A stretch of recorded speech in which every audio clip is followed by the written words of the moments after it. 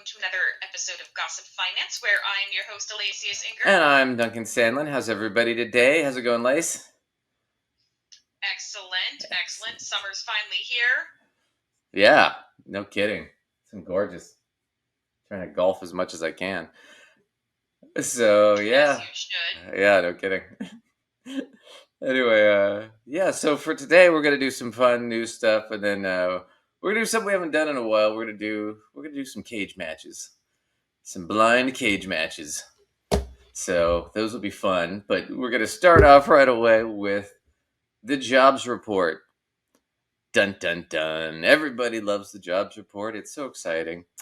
Jobs report was remarkable. It was a pretty much a record. We'll look at it here in a second, but this is Fox News on the jobs report, but they don't like Joe Biden, so they have to try and make it sound bad, even though it was good.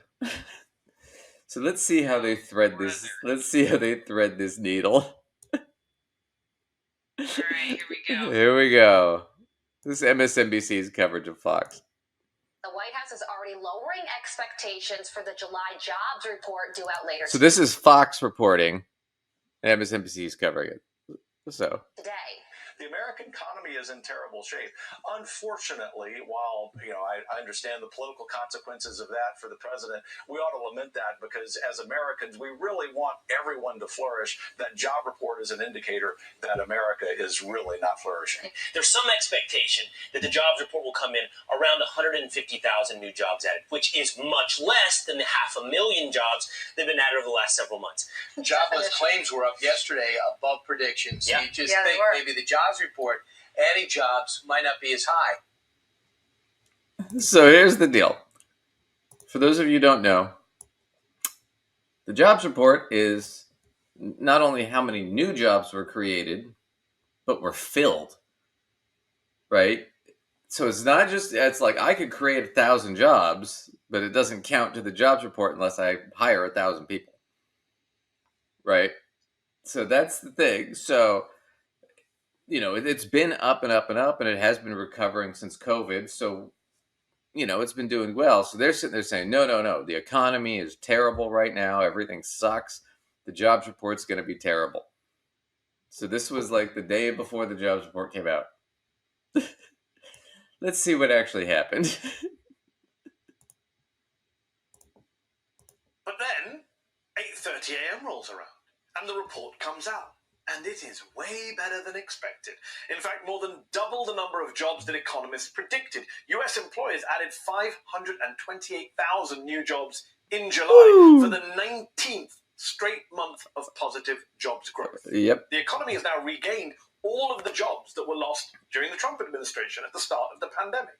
You can see that dramatic plunge in early 2020 on this graph. And there were other positive signs as well. The unemployment rate fell to 3.5%, and Americans have seen a 5.2% increase in their average earnings over the past year.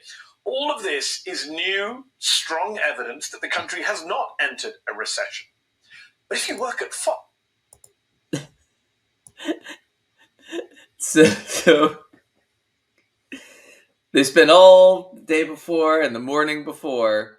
Yeah, it's going to be terrible. It's horrible. The economy sucks. 528,000 new jobs. That's a fucking remarkable number, man. That's an incredible number. The other thing, too, is like, earnings are going up, which is a good sign, because that's been a problem for forever. Is that wages have been flat. So that's good. Inflation's still a little high, and the Fed's still trying to squeeze the job market, but it's just not happening because they've raised interest so high. You'd think we'd be nearing some sort of artificial recession, but it hasn't happened. The reverse has happened. Employers are hiring more. People are doing well. The economy is doing well. In fact, the S&P 500, which is a gauge for the market, is up 15.6% this year. And it's only freaking July. Yeah, that's great. I mean, it's a tremendous market right now. The other thing I want to point out is this is just historically speaking, just within our lifetimes, right? This is always the pattern, right? Republican gets into office, screws everything up, the economy tanks, right? Democrat president gets elected, spends forever cleaning it all up. Then they elect a Republican, tanks the economy. Then they elect a Democrat who spends his whole time cleaning the whole thing up. I mean, it's so stupid. I mean, Bush, think about it. When Bush left, it was the Great Recession. Not entirely Bush's fault, but still, I mean, he didn't do a whole lot about it. Obama spent all his time cleaning that shit up. Then Trump comes in, and COVID, and Trump completely mishandles COVID. I mean, he made it controversial to wear a freaking mask. And I know people are going to, like, get on their, oh, masks didn't help anything. Yeah, they did. Okay, they did. You know, try blowing out a candle with an N95 mask on. You can't. You know why? Because the air won't go that far. So you can't spread disease that far. Right? Especially if it's airborne. Well, that wasn't airborne. It was fluid. But it was when you breathe out moisture with the virus in it. Right? But it's like, Jesus. So till economy tanks, now it's all back. 2023, 3 years. You know, so, but Fox, man, they're really struggling here. They got to spin it. So here's another clip from Fox. I took this one from the Majority Report, but here's how I don't know if this guy's what he is, but he's their, I guess, their finance guy. But he's going to try and spin this the wrong way too. Brian Brenberg, the Big Money Show. Yeah, he's a finance guy. He knows what he's talking about. So you are seeing some signs of cooling in the labor market, and that's important because the president's going to get out today and tout his 12 million, 13 million jobs. I got to tell you, that's not telling the whole story right now. A lot of that is filling in from the pandemic. The real job gains have been much more modest than that. In fact, by some measures, we're still 1 million to 2 million jobs below where we should be right now because so many people are sitting on the sidelines. Yeah. They're not participating in the economy. Okay. So what he's saying is the job. Yeah, it should be better. Well, yeah, because the jobs that are a lot of these jobs are part of what's the recovering from the pandemic under the tremendously horrible job Trump did,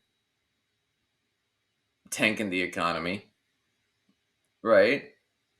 Didn't do a whole hell of a lot of good. We, as a developed country, we lost over 1 million people, died from COVID.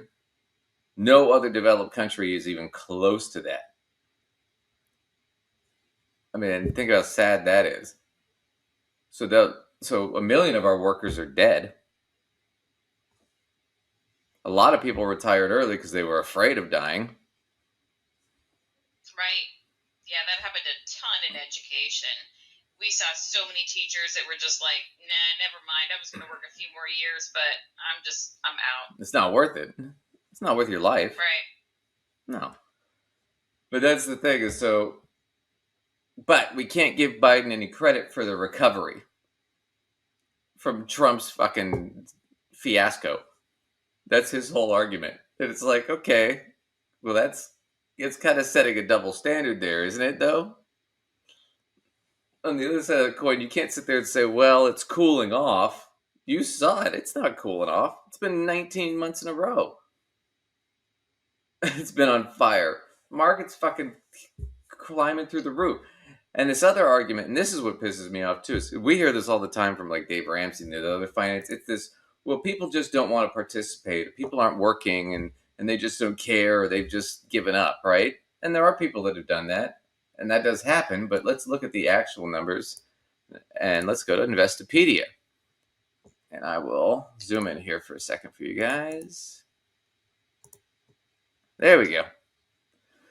U.S. labor force participation rate, 1948 to 2023. So let's just look at the last 10 years, right? It went down under the Great Recession. And then under Obama, started to come back up. right? And this was just the pandemic when no one was working for a long time. And then it came back up when we reopened. But now, under Biden, it's way back up again. So it's at 62.6%. Okay, at its peak, you're looking at what? 67%.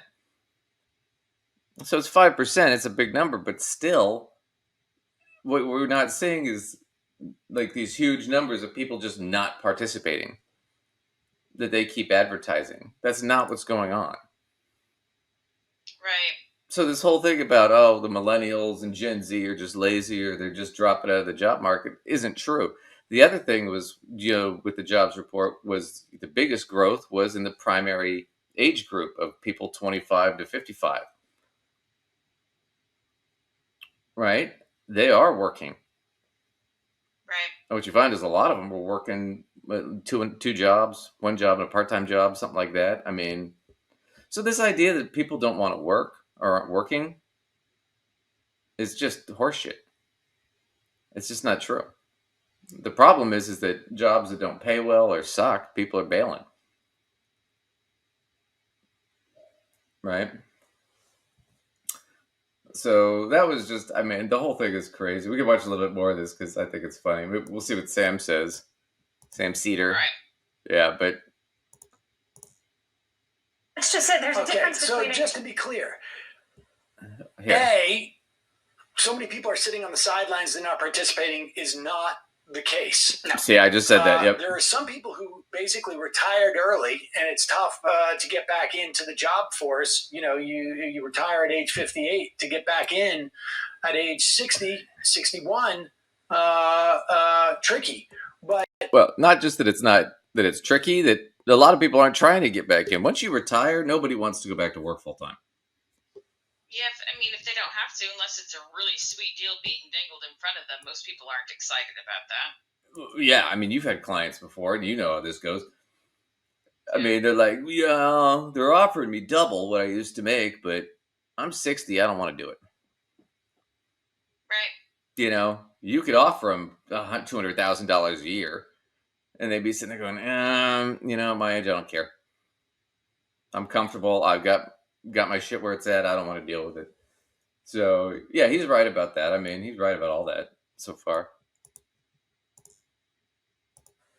the idea that participatory rate, again, it's something like 80.9, I think it is, for people 25 to 54. That's actually true. We didn't look. We looked at the whole number, which is 62.6%, but it's almost 90% for people in the prime working ages. And that is high. It's super high. And that is the prime age. And the other thing is, like, why wouldn't you get credit for creating jobs when all these jobs have been lost? What other opportunities are there to create? Well, we saw this with Obama, right? Like, the recovery was a lot slower. Right? And yeah. I mean, and it's like their primary purpose on Fox is to maintain the general advantage that Republicans have in, like, collectively in the U.S. on the economy. Every poll for decades has always said the Republican Party is better for the economy. And so that's a strength that they hit on regardless of the facts. Right. She's absolutely right about that. Which is the whole point of our show, which is they're wrong. Right, it's not correct. It's not correct. More jobs are created under Democratic presidents in our lifetimes even. Right? Mm-hmm. Democratic presidents create more jobs. Markets do better under Democratic presidents. GDP does better under Democratic presidents. It does worse under Republicans.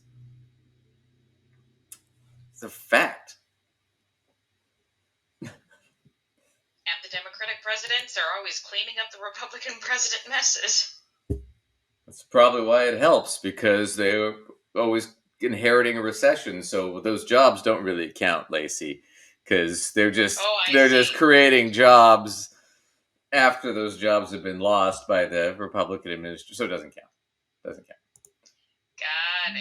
Got it. That's how it works. See, when I fuck up, we don't say anything about it.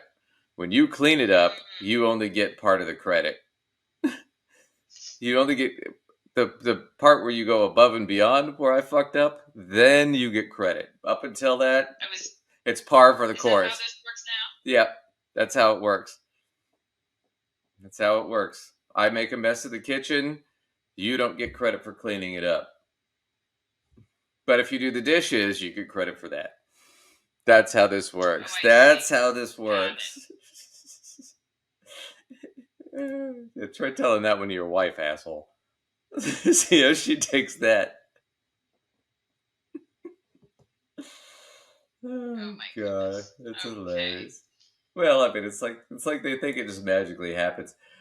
What's the old joke? Was the did I tell you this with a guy? His girlfriend comes to him and she says, "Hey, you have any clothes? I'm doing a load of laundry, right?" And he's like, "Why are you doing laundry? Just throw it in the hamper. It'll, you know." And she's like, "But you have to do the laundry." And he's like, No. Check this out. You throw it into the hamper, and then later on, your clothes are washed and folded and put in the drawer magically." And she's sitting there looking at him like, "You're an idiot. I do the laundry. You just don't see me do it. You freaking idiot." You're like, all right, genius. He's like, "No, you don't have to put trash in the trash can. Just throw it on the coffee table. I just throw it on the coffee table, and then every morning when I wake up, it's clean and polished." It's magic. Yes. So, yeah. I don't know, smack someone like that. Yeah, I'm leaving you. So that's in there. Yeah, exactly. Not only are you lazy, but you're stupid. Right. Oh man. So that was that with the. I don't know. They're trying to spin it. I mean, the economy's actually doing really well. Things are going really good right now. It's, I'm a little shocked considering how much interest rates are from the Fed, but yeah, it's been better than you could have predicted. Absolutely.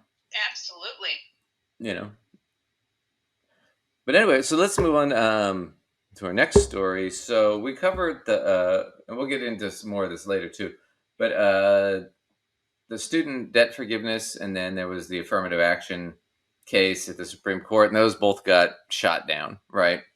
The affirmative action was probably in my opinion, was the bigger of the two, because it's going to have probably the most devastating lasting effect on this country. You're going to see it really is going to harm Black and Hispanic kids. It's going to make it harder for them to get into college. But they left open legacy admissions. Now, for those of you who don't know, you know what a legacy. You can explain what a legacy admission is, right, Liz? Yeah, I mean, essentially, this is when somebody gets admitted to a school because of somebody in their family having already gone to that school. Right. Frequently, they're donors, alum, etc. And you've got somebody who's alum, so you get in. Or if you're alum somewhere and maybe your kid or your nephew or something gets in. Right. If you come from a wealthy family and your parents went there, your grandparents went there, you pretty much automatically get admitted. Right? Well, right. The whole deal was with affirmative action being gone, well, why should legacy admissions still be allowed? Right? Well, let's see. We're going to watch Anna Kasparian here with the Young Turks, and she's going to talk about this. Is taking aim at legacy admissions, what's also been dubbed affirmative action for the rich. Now, 3 minority advocacy groups are accusing the school of discrimination by giving preferential treatment to the children of wealthy donors and alumni, who, of course, are overwhelmingly rich and also overwhelmingly white. And they're citing the recent U.S. Supreme Court ruling against affirmative action to bolster their lawsuit. The lawsuit, filed by the Lawyers for Civil Rights Group on behalf of the Chica Project, the African Community Economic Development of New England, and the Greater Boston Latino Network, alleges the students who receive that preferential treatment are overwhelmingly white and make up as much as 15% of admitted students. Ooh. Now, Lawyers for Civil Rights said in a news release that this preferential treatment has nothing to do with an applicant's merit. Instead, it is an unfair and unearned benefit that is conferred solely based on the family that the applicant is born into. This custom, pattern, and practice is exclusatory and discriminatory. It severely disadvantages and harms applicants of color. Which is all true. So you can't sit there and say, well, hey, we can't factor in race, but unless you're white and you're rich, then we can factor in race. Because that's what they're doing. We can't factor in race if we think it's going to advantage black kids. But rich white kids, well, yeah, we could factor that in all day long. Right. So they actually are using the Supreme Court's justification against them in this case. And considering that I would bet you 3 of the justices are legacy admissions. Oh, I bet. You know, I'll bet you that was a little bit of a slap in the face. So we'll watch a little bit more of her. But then, I think that's hilarious. Now, of course, the lawsuit comes right after the Supreme Court handed down a decision deeming affirmative action unconstitutional in college admissions, ruling that schools can no longer take race into consideration as a specific basis for accepting a candidate. The lawsuit cited that ruling and quoted the Supreme Court's majority, which said college admissions are zero-sum and a benefit provided to some applicants, but not to others, necessarily advantages the former at the expense of the latter. Now, the plaintiffs allege that a portion of the white students admitted to the school because of donor and legacy preferences would not be admitted otherwise, which would increase admissions opportunities for applicants of color. The numbers suggest that they're right. So let's get into those numbers. No, the records revealed that 70% of Harvard's donor-related and legacy applicants are white, and it's blatantly obvious from admissions data that the children of alumni and donors are way more likely to be accepted. Oh, absolutely. So it's just a 7-layer dip of hypocrisy at this point, right? Absolutely. It's just, I don't know. It's hypocrisy on bullshit, on double standards, and I don't know, mayonnaise. I mean, it's just fucking nuts. But it's so funny to me because you look at that 70% of the donor related, right? Alumni, or not alumni, but students are white. And that's 15% of that college population. Got on, not on merit, but on who they popped out of. Right. You know? It's just, right, how's that different? Right. Well, but here's the other thing that I think is so stupid and hypocritical about it, which is without affirmative action, we know, because we've seen this before in California, like where they had that, when they banned affirmative action in California, you saw a 40% drop in African American students in like UCLA and Berkeley and those schools. Because we know that that's sort of baked into the system. It's not necessarily inherently racist, but the system itself, the way it is racist, right? Right. What we're arguing here is saying, well, but it's not fair to this person or that person. Well, you're arguing form over substance, which is always a stupid argument. You should be more interested in result than you should be interested in how do I feel about this. I mean, I think that's just a basic deal. You know? I mean, the whole thing is really so ridiculous. You know, the whole legacy admission thing, it does skew predominantly toward white people. However, you know, they'll probably be able to keep getting away with it because they're able to say that it's not based on race. You know, but I don't know. Well, I bet you dollars to donuts they keep getting away with it. I don't think it's going anywhere anytime soon. Well, but now they can be sued for it, right? So if this lawsuit goes through, and you know, we'll see what happens with it. But if that were the case, and this lawsuit goes through, it means that from now on, you know, if you're a black family and your kid doesn't get in, right, and you find out that your kid had really good scores and all that stuff, and you find out that they let in a white kid, now you can sue and go, well, that white kid, because like I said, it's a zero sum, right? That white kid took my kid's place. So now I'm going to sue Harvard for $300,000. Yeah, I honestly kind of hope they do. Yeah, that's why that'll be fun going forward. Open the floodgate, man. Open the floodgate. Open the floodgate. But if anything, the lesson for today, kids, is don't argue form over substance. Substance over form always.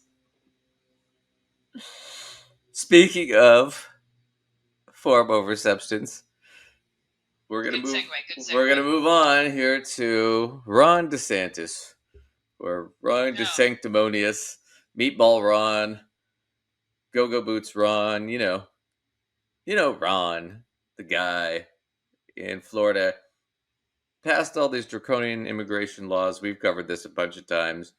And now immigrants are fleeing Florida, which we've talked about before. Immigrants are 1 in 5% of their workforce. They're 20% of their workforce. Right? So Florida is really struggling right now. And businesses are really struggling to find workers to fill these jobs. And so we're going to jump in with, this is Morning Joe on MSNBC, and I don't know, I forget this guy's name, but he's gonna explain it to us, the exodus of workers. A new immigration bill in Florida is set to go into effect tomorrow. It centers around migrant workers who make up a large portion of the workforce in the state's key industries. 1 in 5. Reporter Daniela Pierre-Bravo traveled to Florida to investigate how the new law will affect the agriculture industry. Of course, one of the state's top economic drivers. And Daniela joins us now. Good morning, Daniela. What did you learn? Hey, Willie, good morning. Well, first, that the effects of the bill have already started. Immigrants without status are leaving the state and have left the state in fear of the new law. Second, the implications of these immigrants leaving could extend beyond just individual cases. It could bring larger economic and labor concerns. Yeah, no shit. Here we grow spinach, chili, a little bit of everything. A 22-year-old Flor came to the U.S. from Guatemala 3 years ago, and on any given day, she's joined by other workers at this farm in Homestead, Florida. But today, she's doing the job all on her own. There were 7 of us. The truth is, the other 7 already left. They already left to other states.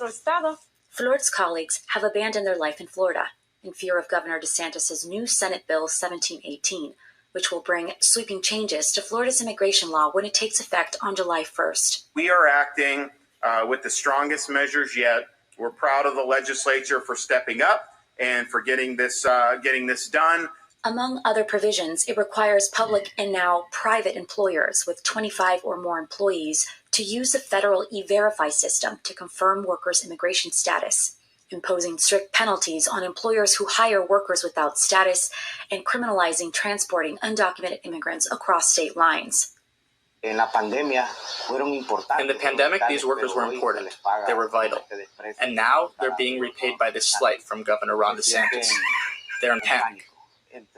The news felt like an impact, a hurricane, like a tornado warning coming towards them. Flor is one of the estimated 772,000 undocumented people living in Florida, a state that's home to the 3rd largest share of agricultural undocumented workers in the country. Within the agriculture industry in particular, we know there's at least 130,000 seasonal and migrant farm workers who come here to work. Now, we know at least 60,000 of those workers are undocumented, but likely that is a conservative estimate. Juan says that he's already seen empty farms and workers leave the state. I've seen it in Homestead, I've seen it in Palm Beach, and in Tampa. Agriculture is... So it's just crushing the state. I mean, you're legitimately setting up a situation where there are not going to be enough workers to be able to actually fill the functions that need to be filled. Right, and this was all a political stunt. I think he did it. He's running for president. He's like, I want to show the base that I'm hard on immigrants. Right? Oh, and I'll give you this. We covered this before. We got a shit ton of hate comments that were basically fuck the immigrants. And I don't know how to respond to those people other than, okay. I mean, they were all white men too, by the way. All of them were white guys. Of course they were.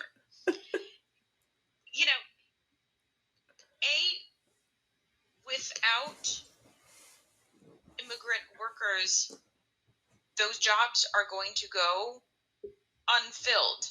There will not be enough labor to actually fulfill these functions. But furthermore, if the illegal labor goes away... Well, they're not illegal. I want to qualify that, but go ahead. If the labor goes away... If the labor goes away, it's also going to create huge issues for your individual wallet, because what is this going to do to the prices? Oh, yes. Prices of things. Supply is going to plummet. Right. And demand's going to stay the same. Yeah, so prices are going to... Prices are going to go insane, and people are going to be sitting there, why is the price of insert thing here gone so high? People are going to be griping about that and not realizing they're literally doing it. Well, that's the thing, which is so interesting, is it's like, okay, you look at Florida, which is big, but it's like even across the country, if all the undocumented workers left tomorrow, just quit, the economy would fucking collapse. I mean, it's a house of cards without those people. Right? This whole country is built on immigration, and it always has been. And we've talked about this before. I mean, if 2 million people came up from South America and Mexico and Panama and all that, fucking unemployment would be like 0.5%, and the job market would be full for the most part. We're close to it. Right? But the problem is that we just don't have that. And, we have a really screwed up system on how we do all this stuff. But the bottom line is, when they come here, okay, so people think undocumented, they think illegal. Right? But that's a Republican trope. That's not true. They're not illegal. A lot of them are here legally. They just don't have documentation yet. Right? And they can work. And we allow them to work. They pay taxes. They don't get any benefits from paying taxes, but they pay taxes. They're not getting Social Security, but they're paying for yours. And you guys fucking hate them? And you guys bitch about, well, we don't want to pay for student loans, or we don't want to pay for public school, or we don't want to pay for this or that, but you got immigrants paying for all your shit.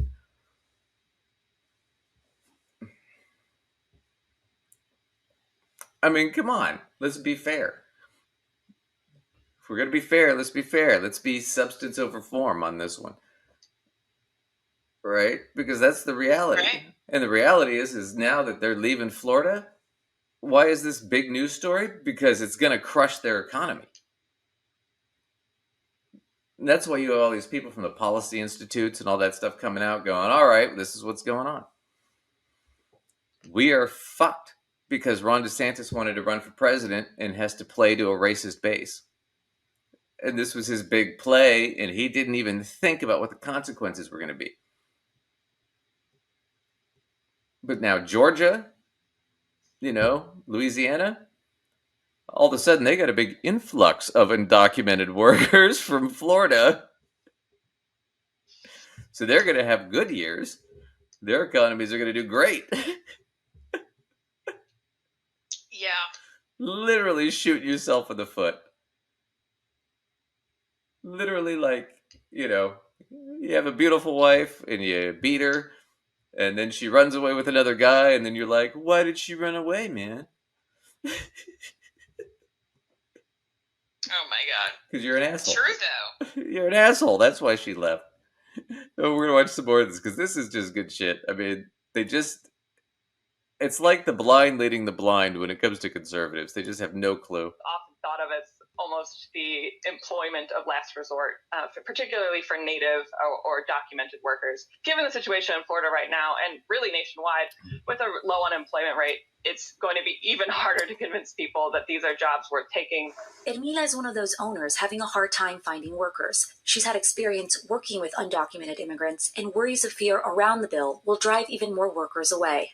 They're the ones with the experience. They're the ones who can tolerate the heat. Workers with legal documents, look for work in offices, in restaurants. Many workers have already left, and many of them still have planned to leave. It's not going to be easy. If they're leaving because of fear, it's not going to be easy to find more workers. If it's harder to find workers, business will go down.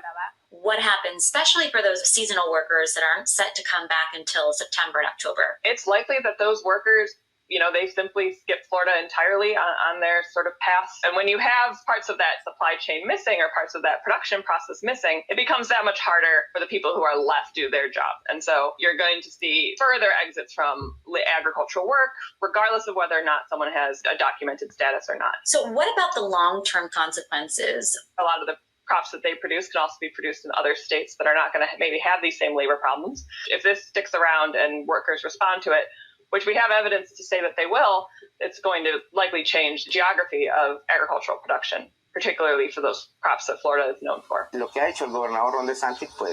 What Governor DeSantis has done is dehumanized immigration, and he's made visible a serious problem, an underground world that already exists in Florida and the rest of the United States.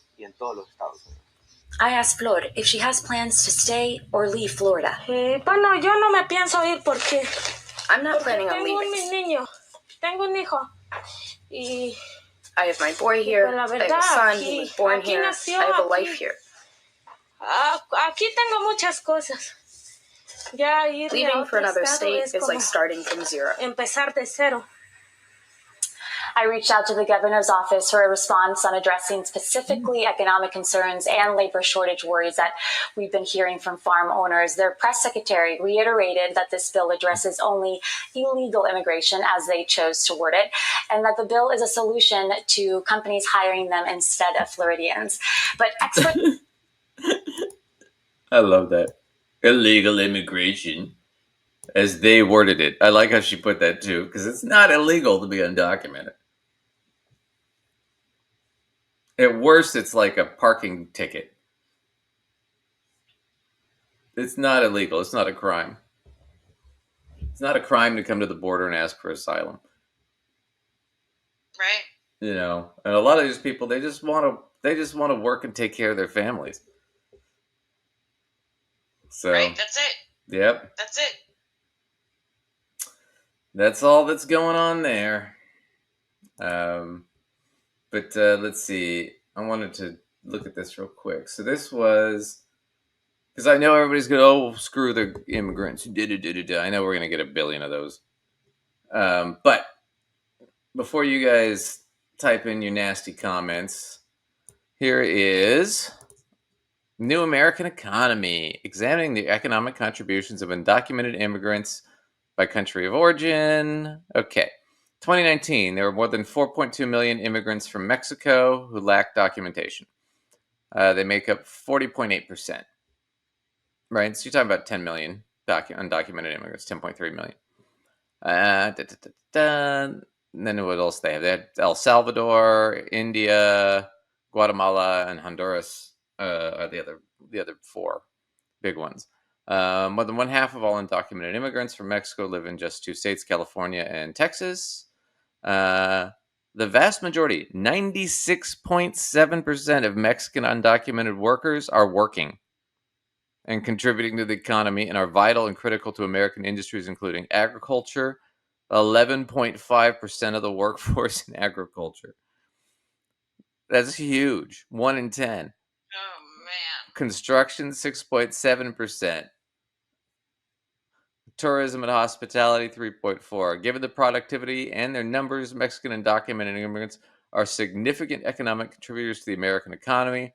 In 2019 alone, they earned almost $92 billion in household income and contributed $9.8 billion in federal, state, and local taxes. Yeah, that's not nothing. That is not insignificant. They took our jobs. Yeah, because you're out there picking oranges, asshole. Come on, man. Yeah, no, like I said, they all left tomorrow, the economy would crumble. You'd be at the grocery store. Oh my God, that agriculture number is so high. I mean, if you have 11% of your food labor force, right? is coming from these workers. Oh my goodness. Think about it. You go to the store tomorrow and all of a sudden apples are $10 a piece. And everyone wants to know why. Right. Well, and then you forget like simple things like grain or corn or whatnot that are in everything. Milk. Right? And any sort of dairy. Eggs. Fucking everything has eggs. Right? Cheese, all that stuff. I mean, not just the produce aisle, but every product in the store all of a sudden, you have to make it with something. It's not like it's made in a machine. It's not Star Trek. It's not like I ordered it and then the machine just made it out of nothing. Right? So. Oh my God. Well, anyway. So, we got enough of that. So that was the news. We're done with the news. No more news. So, guys, when you go to the store and you spend $18 for an apple, you will now know why. Well, in Florida, yeah. Not happening where I live, man. In Oregon, yeah, there's none of that shit going on. Right. Okay, I bet you right now, I bet our governor's sitting there going, how do we get some of these people from Florida? Yeah, probably.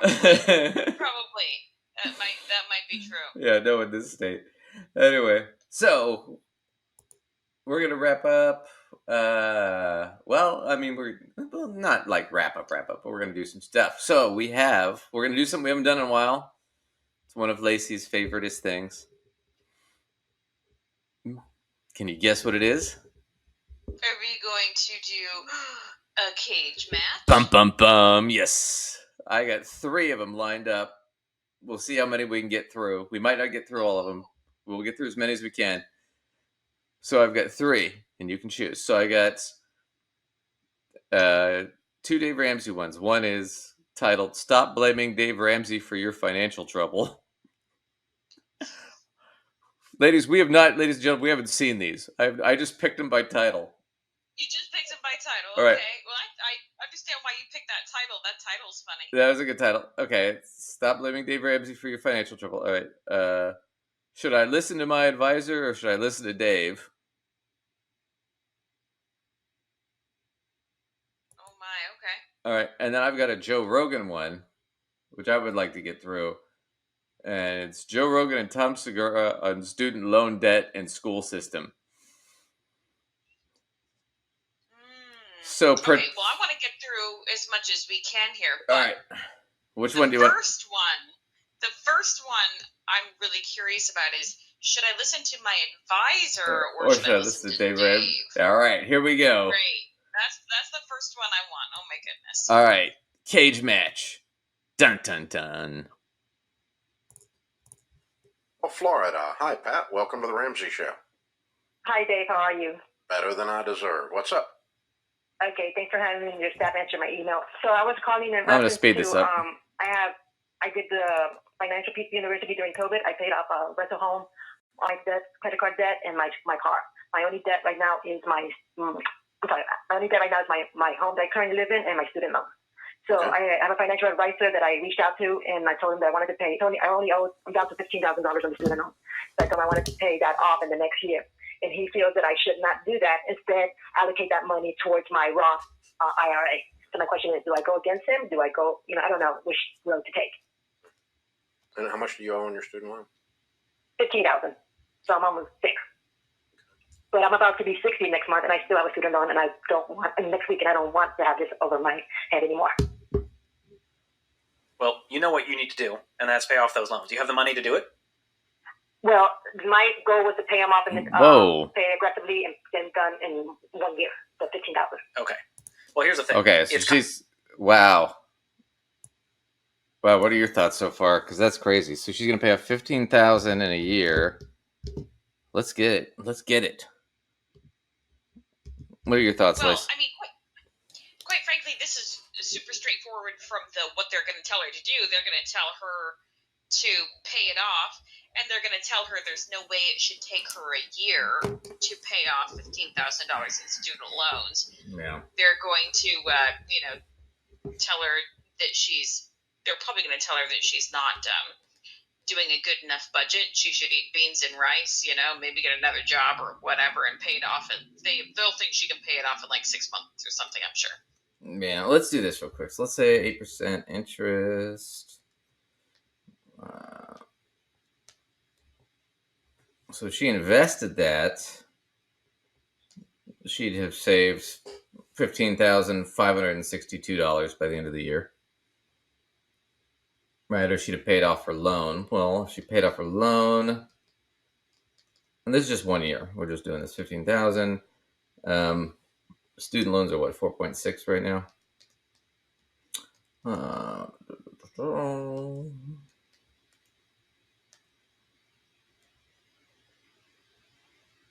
can't be right. No, that's fine. All right. It would be $15,704. So she would have, if she pays off the loan, she'd be net positive at the end of the year, but she wouldn't. It wouldn't be good for her long term, because long term she'd be net negative on that whole deal. Because if she invests the money versus just paying off the loan, plus if she can get like an income based loan repayment on top of the fact loans are not gaining interest anymore, as long as she's paying them off, right? It doesn't make a whole lot of sense for her to just jump off and pay off the loan right away, especially since the loan is not bad credit. Also, the other thing about that is this. She pays off a $15,000 loan within a year, her credit score is going to go down by at least 100 points. It's just a fact. So it doesn't make a whole lot of sense. What her advisor's telling her makes a lot of sense. You should really be just pay off the loan as it is, and then just focus on saving money for retirement, because you'll end up having a lot more later on. Well, quite frankly, I feel like her advisor probably hasn't talked enough to her in two different directions. One, he obviously doesn't really know his client very well, because obviously that's what she wants to do. She doesn't want to be 60 years old with that debt. Yeah, maybe. What numerically is the correct thing may not be the correct thing for her if it's not what she actually even wants to do. Right. Second off, it seems as though he maybe needed to explain to her, if he's trying to get her to do something that's against what it is she actually really wants to do. He seems to have not done a very good job of explaining to her why we would want to do this other route as opposed to what she wants to do. Well, because she doesn't seem like she's going into that understanding it very well. Let me play devil's advocate as somebody who was a financial advisor. Okay. If I'm a financial planner and I have a fiduciary responsibility, that's one thing. I will sit down and explain it to you. If I'm just an advisor investing the money, I'm just going to tell you this is what I think you should do. Agree with me, disagree with me, I don't care. I really don't. Because the bottom line is, it's not my money, it's yours. If you want to lose money, that's your prerogative. And then when you come back and yell at me about it, I'm just going to tell you, you said you wanted to do it this way. I told you you were going to lose money. You lost money. Right. So don't fucking yell at me, man. I didn't do, I did what you asked. Right. It's like a broker. A broker doesn't care at all. You could lose money, make money. I don't give a shit. It's not going to affect my day. You're either going to listen to me or you're not. Right. And in this case, she sounds like one of these people where now she's asking for a second opinion, but she's calling a guy for a second opinion who has no background in personal finance, other than he's just pretending to do this for the last 30 years. He doesn't know any of this shit. And then this guy, George, is sitting there telling, well, you need to pay off the loan. Why? Because that's their religious cult-like response. They're not thinking about the mathematics at all. Because even if they're not even explaining it. Because an actual explanation would be, hey, here's the deal. If it's bothering you that much, pay it off, right? However, if you do, I want you to understand that net, you're going to lose money over time. Because you're going to lose all the investment opportunity, right, of that money. So just know that going ahead, right? Or you could do some sort of hybrid version where you pay it off over 2 years, right? And then you use the other half and you save it. And that might be a better compromise to a situation. But we're not even discussing that. They immediately go to, nope, just pay it off, even though that is mathematically the answer that will cost her the most money over time. That's where it's like, it's just so stupid right out of the gate. But we'll keep going. I mean, maybe they justify this, but it's just so stupid. Kind of like going to a dentist and saying, hey, do I have any cavities that you think would need to be filled? The dentist is going to find some cavities. You know what I mean? And so the financial... I don't know who he's going to the dentist. He is a shitty dentist, man, yeah. That's insane.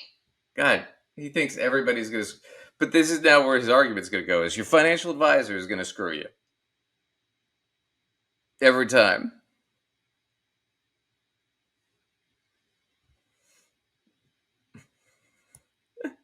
Even though the financial advisor is actually giving her the correct advice. Just the textbook advice. Yeah, you're better off just paying it off and saving more money. That's the textbook CFP answer. Right? Right. If you're taking, fundamentals of personal finance, that is the textbook answer to that question.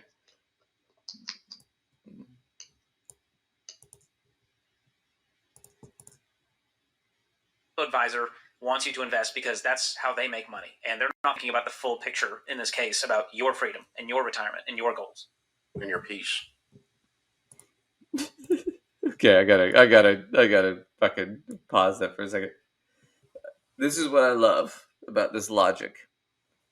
I do not trust When I started my business in 2011, I chose Wix. Wow, that was loud. No, hang on one second. There we go. Ad there. So here's their logic. Do not trust your financial advisor because it's his profession, not his hobby.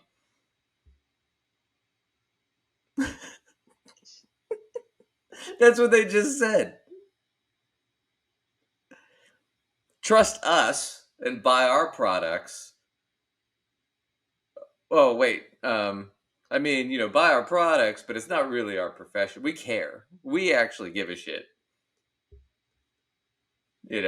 Pat from Fort Lauderdale, who we've never spoken to before. We actually care.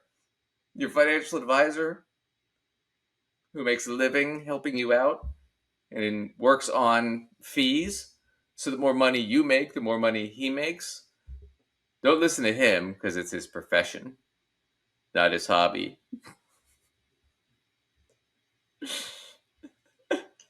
Yeah, that's just ridiculous. I know, but that's the argument they're making. It's so stupid. All right, let's see. And I know that this loan forgiveness is going nowhere, so I was like, and I had it and I just want to get this done with. So here's the thing. Okay, his theory, if I understand it correctly, is that instead of paying off the $15,000, you should put the $15,000 into his investments. Correct? Correct. Yeah. And so what he's saying is that the student loan, he can make more on the money than the student loan interest is. Does that sound right? All right, let me do this. So I'm going to show this. This is, so once again, they're doing the same thing, right? Put it in his investments because he'll make that much more money. Okay. You know what a financial advisor makes on that money?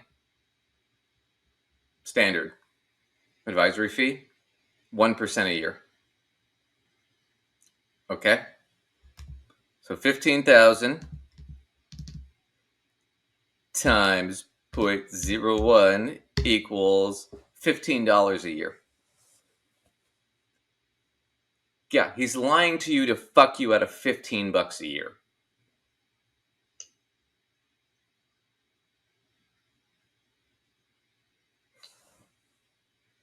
If it was $500,000, now we'd be talking. Right. Because he'd be making $5,000 a year. Right. But fucking 15,000 is nothing. So this whole thing is, see, he's screwing you because he makes money off of that. $15. That's a cup of coffee and a scone at Starbucks. He doesn't even have enough for a Nora Jones CD. So fucking stupid. I'm sorry. Oh, man. Yes. Okay, so what if he came to you and said, what's the interest rate on your student loan, by the way? 4.25. What if he said, that looks good. I've arranged $1 million loan for you at 4.25. I want you to borrow $1 million and give it to me to invest because I can make more than 4.25 on it. What would you do? What would you do? What would I do? I don't know. I'm not really sure what to do. Would you borrow? It's not a trick question. Would you go borrow $1 million? No. At 4.25 so that you could invest the money with him because he says he can make more than that? No. I don't get that. He's done that before. Can you explain that to me? Yes, this is what he does in order to try to get people to evaluate what feels like risky behavior, like not risk in a literal sense, definition wise, but like the sense of danger we feel when we do something risky. Oh, okay. So he's sort of trying to trigger this emotion idea of how people are not likely to want to take out $1 million in debt or some, very large amount. They're not going to go and seek that out because it feels dangerous to them. And then he's trying to utilize that logic to convince them that they should not be listening, in this case, listening to this advisor. Well, okay, well, there's 2 points in that, which I think are kind of backwards. So first off is it's devoid of reality, right? If you could get $1 million loan, right, at 4.25%, I say take it and invest it. Right. The question then becomes, can you pay it off every month? Right. That's the big question we got to answer. And does the investment make sense? Also, you have to understand, most people, when they start businesses or companies, are taking big loans and investing them in the business, right? But the business is taking the loan. And it's limited liability. And then you can, if you have to bankrupt the business, it doesn't affect you as bad. It's your limited liability, right? But it tanks the business. And then the loan gets, forgiven and all the assets of the business get seized. Dave should know he's done this. And he was forgiven over $300,000 because he tanked a business. Right. So he should know that this is not a bad idea. right? Now, if you're taking it under your own name, that's a different thing. So he's sort of set this up where it's like you're taking it under your own name, so you're taking all the risk, right? The other side of the coin is he's not pointing out that it's like, well, can you pay it off? Can you, are there ways you can handle it? Who are you getting the loan from? Is it from a bank? Is it from the government? Right? All these things factor in. The other thing about it is it's not even comparable to the situation. Because in the situation, it's like you have the debt and student loan debt. It's cheap. It's federally insured, right? You can pay it off over time. It's going to help your credit score. We're not taking on any extra risk, right? Because the advisor wouldn't advise you to take on extra risk. But, but the whole point is you're not taking on any extra risk because you just pay it off. But it's better for you to be saving for your retirement now and getting the benefit of compound interest over time. So I don't know. The whole thing is it's not comparable. It's not even apples and oranges. It's an apple and a dump truck. They're not even. Yeah, it's. I mean, I understand why he's doing what he's doing, but it just doesn't feel like a terribly fair comparison because you're taking something you also straight up know somebody's behaviorally not going to do. Right, but the other thing about it is, well, that's his point. But the other thing about it is it's also really backwards because he's sitting there saying your financial advisor's lying to you to get that extra $15 a year because that's how he pays for his Mercedes. Right. That $15 a year. But I'm not going to lie to you, so I'm going to give you an example that's total bullshit that has no comparison whatsoever and tell you that they're the same thing. Right. It's just such a backwards way of thinking. I don't know. You want to watch some more of this? We'll get through it. Yeah. Let's do it. It's not a trick question. I'm not trying to catch you off. Well, it is a trick but question. But sometimes when you're looking at a decision like this, if you add a bunch of zeros to the decision, it makes the principle become very crystal clear. So let me tell you what just happened in our conversation. Okay, when I made it not 15,000, but I made it $1 million, you felt the weight of debt. You felt the risk of debt, and you said, I might actually intellectually know that I might make more than 4%, but I'm not willing to take the risk that I won't. I don't like the weight of that. That's okay, I gotta correct him on this. Damn it. Right, he uses the word risk in an emotional sense, not like in a financial sense. I wish he would use a different word because it concerns me that he's maybe mixing people up a little. Yeah, okay. But if we add some zeros to it, it changes everything. I'm like, well, of course it does. Dumbass. Everybody knows that. So, we use my guy, Grogu here, right? It's my toy.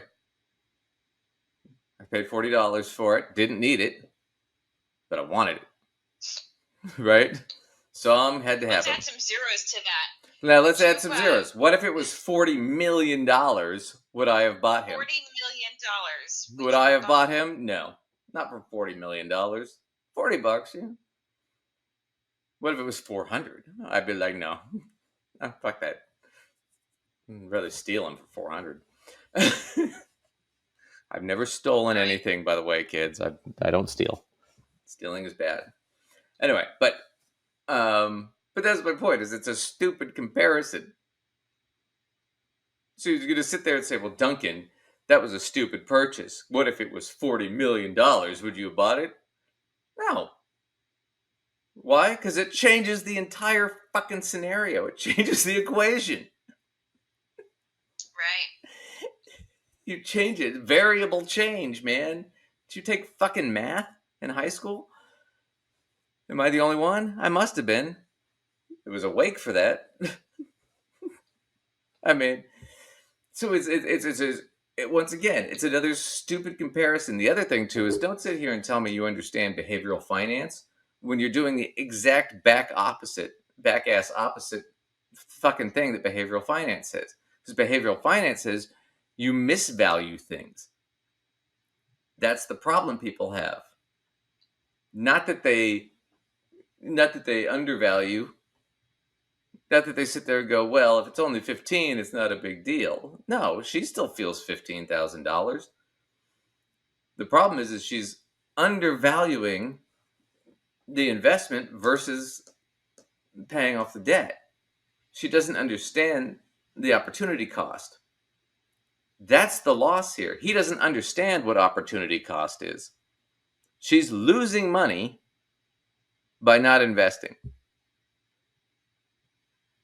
That's what the advisor's telling him. And he didn't pull that out of his ass. It's in the fucking Series 7 handbook when you're studying for your broker license. It's a basic test question. And he's trying to argue for the wrong answer. And then he's trying to tell you, well, it's behavioral finance. When you add more money, you see it changes everything. Yeah. Thanks, Grandpa. Here, Billy, here's $2. Go buy some fireworks at the fireworks stand. You can't even buy sparklers for $2 anymore. Thanks, Grandpa. Come on. He's such an idiot. You want to we'll give him one more minute. All right. We'll give him one more minute before we pull the plug on him. Yeah. In this conversation, wasn't it? That's what your brain did. Yeah. Am I wrong? No, yes, you're right. Okay. And so because it's only 15,000, it makes you go, well, maybe he's right. But your heart is saying, no, I want the peace. Okay. So I would agree with you. I think he's wrong, and I would pay off my student loans. And I also would consider a different financial advisor. There it was. I'm done with that.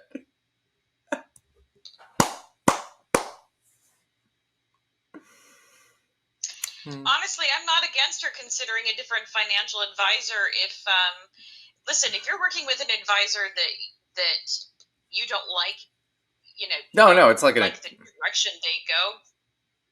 No, but go with somebody that you like working with, that you want to work with. So. No, but I'll tell you this: every financial advisor is going to tell her that. Otherwise, they can get sued or fined. Every financial advisor is going to tell her that. I'm not against it. I mean, if you don't like your lawyer, your doctor, whoever, find another one. But the bottom line is, there's no doctor who's going to sit there and go, if you have cancer, for example, right? You don't go and ask 5 doctors until one of them goes, no, you don't have cancer. You can eat whatever you want. Right. Why? Because that guy will lose his fucking license. That's why we're licensed to do these things. That's why I was a licensed advisor. That's why no one on the Dave Ramsey show has a license. Because if they did, they'd be getting fined left and right by the Financial Regulation Agency. Right. The SEC. Oh, God. Well, plus I would fire your advisor.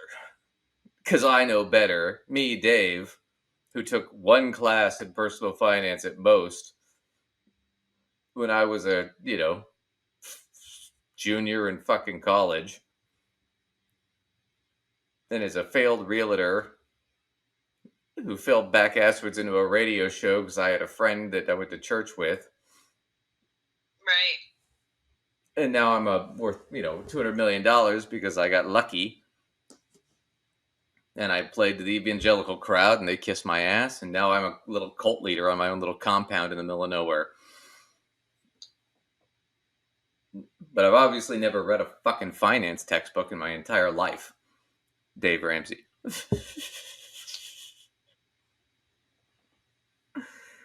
Man. Cracks me up. The guy gave her, it's a textbook answer.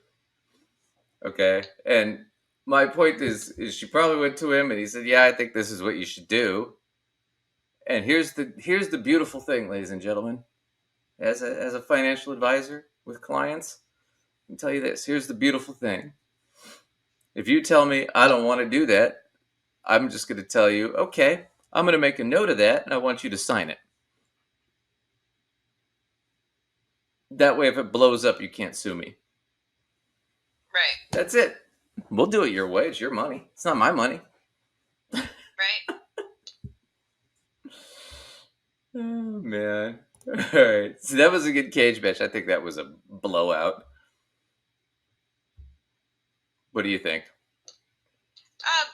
Yeah, I mean, obviously the advice you gave is sort of the standard advice, and so was her financial advisors. Yeah. You know, it's the standard advice.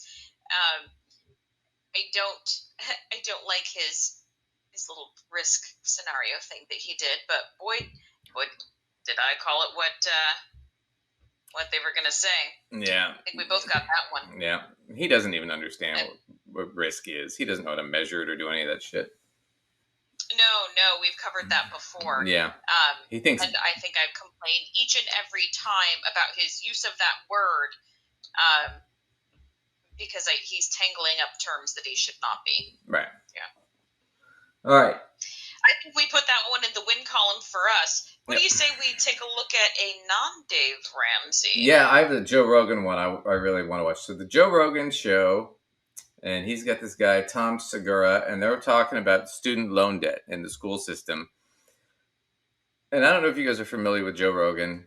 He's got a big podcast on Spotify. He got $100 million for that podcast for Spotify. Oh, wow. Yeah. Well, and then he's been in trouble a lot for COVID misinformation, vaccine misinformation, and then transgender misinformation, gay and lesbian rights shit. I mean, he's kind of a meathead, and he has a lot of conservative people on his show that he platforms. But him and this guy, they're going to talk about student loan debt. They're going to take a break from telling you not to wear masks or get vaccinated, and that trans people are not real, to telling you about your student loans. Let's listen to some genius. Lay it on me. It also reminds me of this, and I know this will be unpopular for a lot of people to hear, but the idea of forgiving student loans, it's a fantastic theory. But one thing that nobody considers, who is a huge advocate of that, is, okay, so somebody owns that debt. That debt is owned. So are you saying, when you say forgive, who are you saying are you saying that the government? Yes, we're saying the government will forgive it. I like this. So I'm an advocate for forgiving student loans completely and going back to the old system in the 70s where we just paid for college, for most of public college. Right? Right. Back like this guy's a fucking Gen Xer, an older Gen Xer. Most of his college was paid for by the government, by tax dollars, right? But now he's bitching about student loans, and he's like, well, nobody who's an advocate for it thinks of, well, who pays for that? Who pays for that? Well, let me explain. As an advocate for it, here's how it works. Okay? We've done this before, and I'm going to do it again. We need Grogu. Here we go. Okay, so Grogu. Okay. Grogu applies for a student loan, right? And Lacey's the government. So he applies for it. It's got to go through, but Lacey can't handle the loans because that's expensive. It costs a lot of money to do that. So what does she do? She outsources it to me, and an intermediary to handle the loans, a loan service provider, like I don't know, Navient or Mohila, right?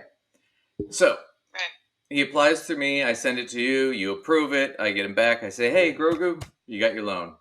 Good stuff. So he gets his $100 loan. Now, where does the money come from? Lacey, who's the federal government, does not fund it with cash. What she does is she issues debt in the form of treasuries to pay for these loans at interest. Right? So she's got to pay that debt back at interest. Then she gives me the money. I give it to Grogu. Grogu goes to college, blah, blah, blah. And then Grogu starts paying back some of the loans. Well, what happens is Grogu then pays me some money every month. the intermediary, right? The loan service provider. And then I give some of the money to Lacey after I charge her for all my servicing fees. And then Lacey takes that money and then she's got to pay it back at interest.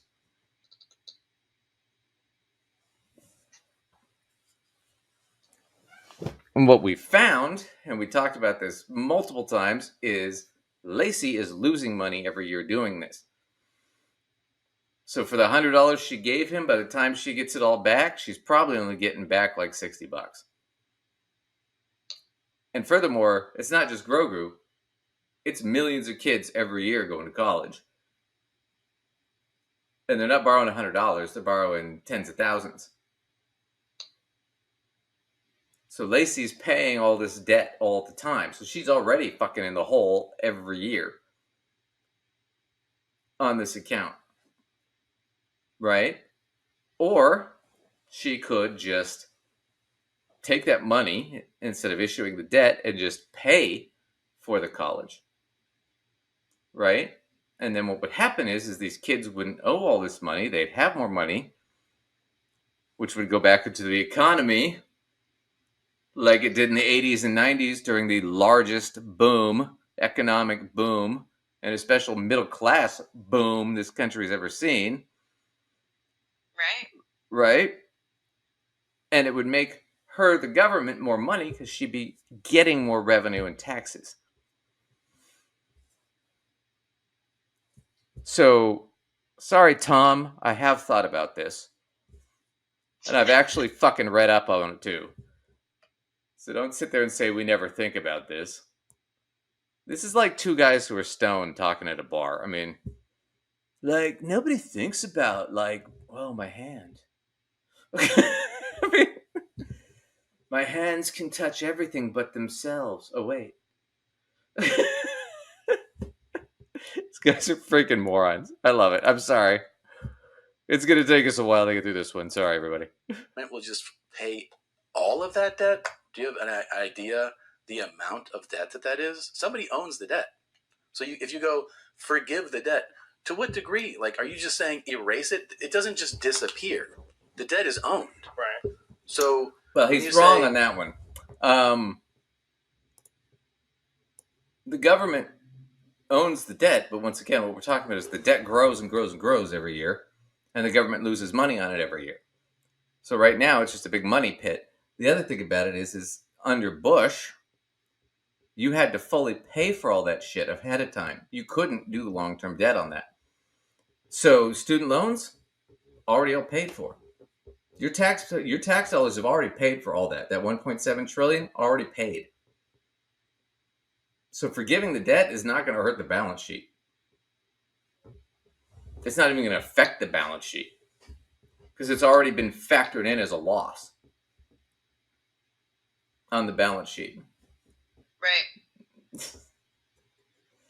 So, I mean, but we never think about it. He's thought about it. We didn't think about it. Thanks, Tom. Apparently. Hey, just pay it. Who? Who are you saying will pay it? In taxes? Right, everybody's going to pay that. Right, so the debt just doesn't get erased, is my point. But there is a bizarre issue with student It's loan. already paid, though. It's gone. The money's already gone. It's already out the door. Loan debt. That student loan debt is the only debt that you can't declare bankruptcy. Yeah, that part is... That's crazy. That's crazy. That's crazy. That doesn't make any sense. Well, you can declare bankruptcy under certain circumstances, but... But when you say forgive it, it's not just... Like, I think a lot of people say that and they go, I just don't want to pay this. Yeah, of course, I understand that. Yeah. But you realize that somebody has to pay it. That just... It doesn't just go into the sky. Right. Somebody owns that debt. No, it's paid. The government does own it, but the government loses money. I mean... But you see, they're stuck in a cycle now, right? Where it's because they have to get back to this, because this is the point I think they're trying to make. Once again, we haven't seen this, ladies and gentlemen. We're just first time watching. But here's the point they're trying to get to: is it's not fair to me to pay your debt. Right. What they don't understand is how taxes work. I don't have kids. Do you have kids, Lacey? Nope. Nope. Why are we paying taxes for public schools? Why are we paying for other people's kids to go to school? That's not fucking fair. You know, we're both city people. We don't drive. Why am I paying for the roads? Why am I paying for safety regulations on your cars? Why am I paying for all that? You pay for that. Taxes are communal money. You pay for other people. That's what taxes are. That's how society works. Right. Is we pay for each other. Right? This whole independent, well, I'm just going to pay for myself. Fucking then go live in a log cabin in the woods with no plumbing and no electricity. And good luck building that cabin, because you're going to need tools to do it, which means somebody had to manufacture them somewhere, which means we paid taxes to help build the manufacturing facilities and all that shit and the shipping and all that. I mean, they're just stupid. I mean, you have any like, you know? No. I mean, seriously, we're all paying for things that we don't use. Essentially, we all are. It doesn't make him super special to be paying for something that he doesn't use, because any taxpayer in the entire country can probably cite at least one thing they're paying for they're not using. They're not, well, especially everybody could name something they're not happy about that they're paying taxes for. Oh, right. I'm paying for this thing that I don't support. I'm paying for this thing that I don't use. I'm paying for this thing that I think shouldn't exist. Right. Yeah, no Everybody shit. can say something like that. Yeah. But these are a couple of rich white guys. But they've thought it through, Lace. They've thought it through. So who's going to pay it? If you say that the government will forgive student loans, I mean, that amount has to be in like the trillions. I wonder what it is. Let's find out. 1.7. What's the collective student loan debt in the United States as of 20? I do know there is a differentiation in this conversation that it's federal student loan debt, not private student loan debt, which is a big difference. Okay. That's companies that do own that debt versus like the government that granted. So this is just federal stuff like that. Federal student loans. Pretty sure of that. Okay, so there's two different types of loan debt. Oh, okay, wait.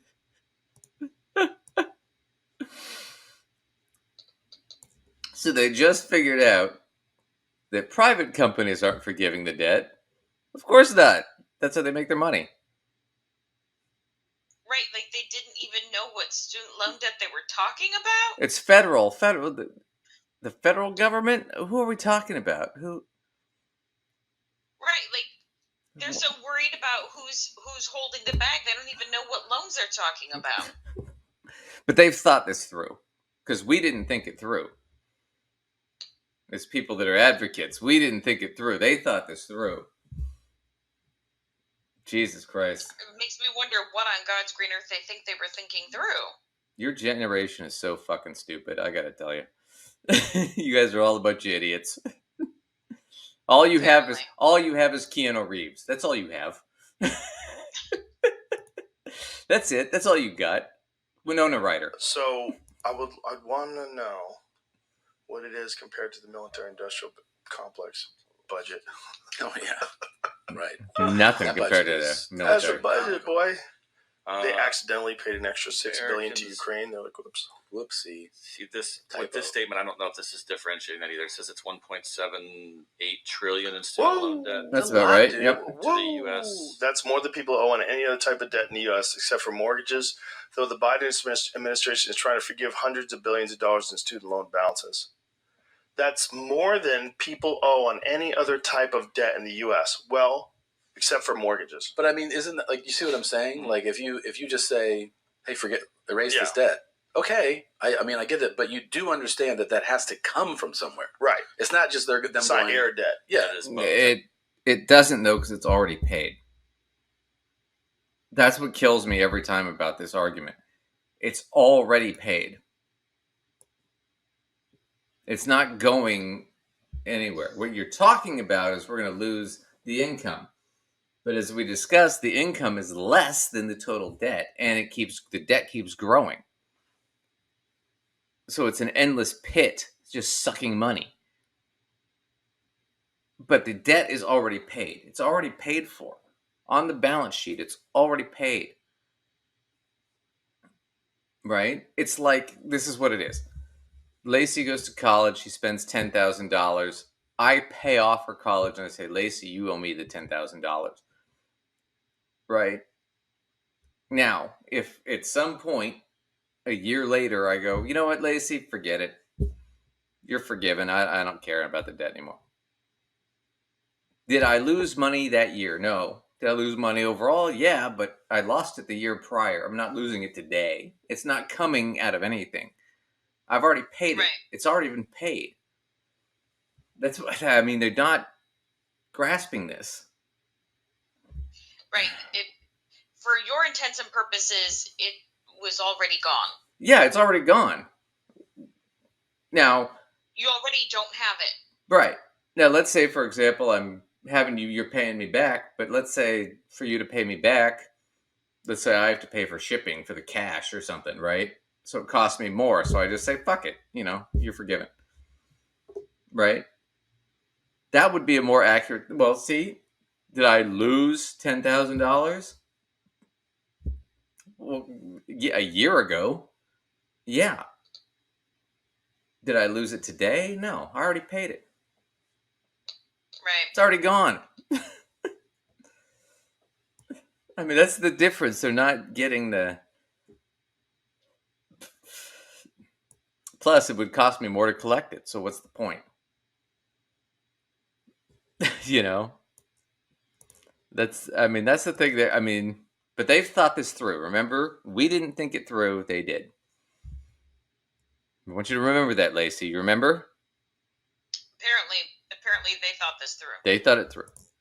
That is federal and private together. Okay, so that's all of it. Yeah. 1.75 trillion. Click on that so we can see what it says there. It says on average. It says cost of college has steadily increased over the last 30 years. In that time frame, tuition costs at public four-year colleges grew from $4,160 to $10,740, and from $19,360 to $38,070. It's crazy. At private nonprofit institutions adjusted for inflation. All costs have risen, so has the need for student loans and other forms of financial aid. Imagine if you're a person that makes $100,000 a year and your kid is going to school and it costs $38,000 a year, and then your kid gets out and they get a $50,000 a year job and you realize they're never going to pay this back. It's insane. It's what they're doing. It is. It says 92% of all student debt are federal student loans. The remaining amount is private student loans. Okay, so it's a trillion. It's a trillion plus. Yeah. That's a lot, dude. It's a lot. 1.7. And so how much have we spent on Ukraine and how much are we going to spend on Ukraine?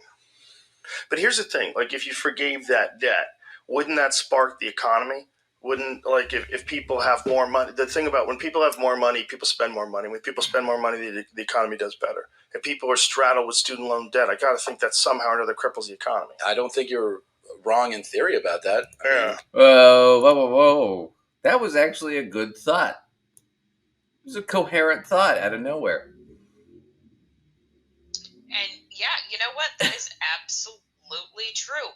I mean, think about it. It's just human nature. If you have more money available to you, that doesn't have to go out for this one big ginormous bill. You can spend more in lots of ways. You can invest more. You can spend more. You can have more dinners out. You can take more vacations. You can do all sorts of things.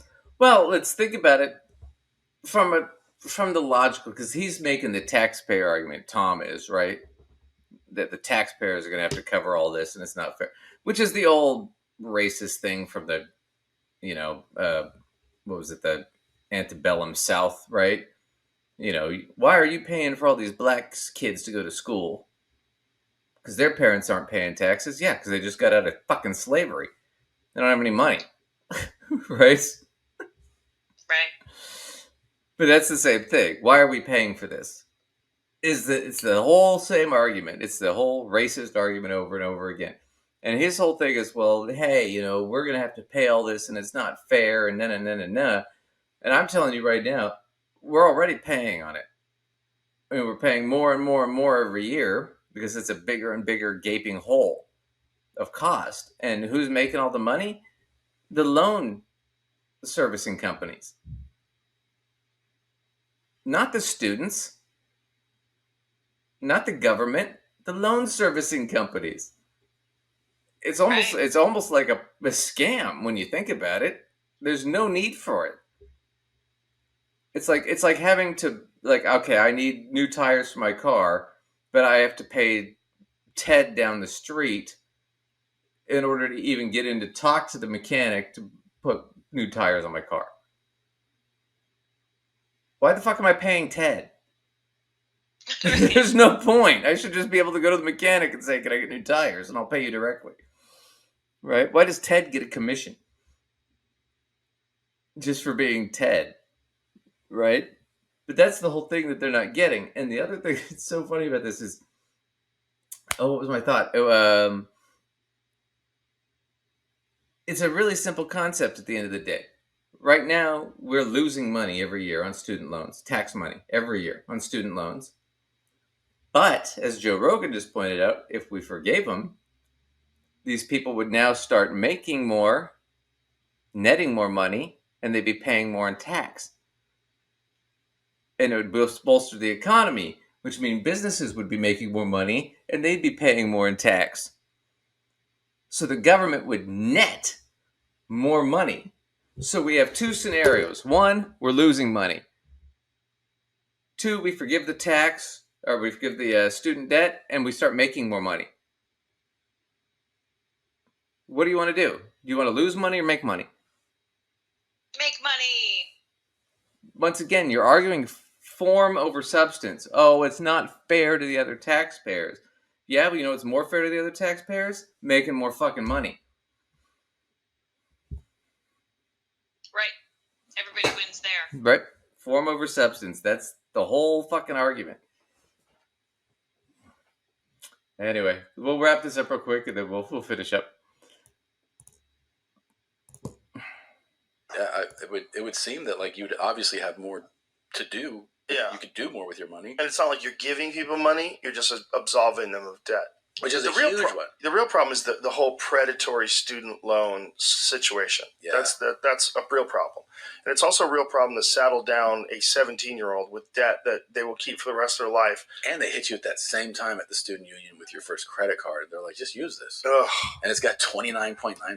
Yeah. You're like, okay, insane. you don't know what the fuck you're And you need to do it to build your credit. Yeah. I need to build my gotta have credit. this. Yeah. And Buy a car. You're paying $26 a month for a coffee you bought. Yeah. You know, it's crazy. It is crazy. Yeah, the whole thing is insane, but it's insane that we do it to kids because, kids don't have a sense of the future. They just don't. They've only been alive for 18 years. 18 years is not enough time to figure out what kind of debt you're going to be in when you're 70. Don't you wonder, too, why when we're in school, and it's still not a thing when kids are in school, we don't, really teach them about money? Like you don't learn shit about money. You don't learn shit. Yeah, I'm a little bored of this conversation, but that's true. I mean, yeah, that is true. That is true. But they here and there, some people teach elective courses about it, but there's nothing that's really mandated, which is kind of a shame. My problem though is that's a bigger issue where we've just cut public schools so much. I mean, it's true. There are schools that don't have music programs or theater programs or basketball or baseball or football or anything. They don't have the money. They don't have the equipment. They have none of that. You have schools where the teachers have to buy the paper. Right. But then you have rich schools like the one I went to where we had our own pool. We had a full-size theater on the grounds. Right. But I went to some of the other, I saw some of the other schools and they didn't have shit. It was just a building. They didn't have computers. They were still doing things out of, paperback books. I mean, yeah, it's ridiculous. The problem is we've cut education so much. And I think the thing they're missing here is that, look, any way you spin this, one, I would argue it's more profitable to just get rid of the student loans, and furthermore, it's more profitable for everybody involved and everybody who has loans. But not just that, it's better for the country if we just fund this shit. You know, because these are the same guys, they're bitching about Ukraine and what we're doing there, and they're bitching about, oh, the Chinese are so much tougher than us, and the Russians are so much tougher than us. And it's like, yeah, but if we had better schools, we'd be kicking their ass. Like, oh, I don't know, in the 80s and 90s and the 70s when we were fucking paying for all that shit. You know? Right. That would be my argument. But anyway. Remember, kids, do not argue form over substance. Substance over form. Always substance over form. That's definitely the thing you should walk away from this episode Right. Absolutely. Duncan's lesson for the day. So you have anything else you want to add to that, or? No, I'm completely with you there, honestly. Yeah, clearly they thought it out. Yeah, I love that. Well, this is the thing. They don't think it out. But I did, and I totally... What are we talking about? I totally thought it out. Now I'm asking a bunch of, like, open-ended questions because I thought it out and literally did the thinking. Like, did you do the second part, which is the research, buddy? I mean, I've had interesting thoughts too, but they turned out to be bullshit. Occasionally that happens. Yeah. Sometimes you had a little too much to drink, or somebody smoked a little too much, and then you're like, I'm a genius, and then you wake up the next morning, you're like, that was stupid. You're like, or I'm an idiot. Yep. But there we go. Well, anyway, where can everybody catch you, Lace, going forward? All right. As always, you can find me at mysensewithsense.com. You can find information about courses, articles that I've written. You can feel free to write into us with any questions about those items or topic requests. Send us links to things, or you could always take Duncan up on his request that you set up a time to come on the show with us. Absolutely. We'd love to have you. Absolutely. And if people want to write in, where should they write in? Yep, write in at gossipfinancead@outlook.com. Yeah, and if you want to call in or whatever, we have a Discord set up, so you can come on live and tell us how stupid we are and how great it is to boot immigrants out of the country. So, because that's the one I've been getting the most of. So, anyway, thanks everybody for joining, and we will catch you next time. Thanks, Lace.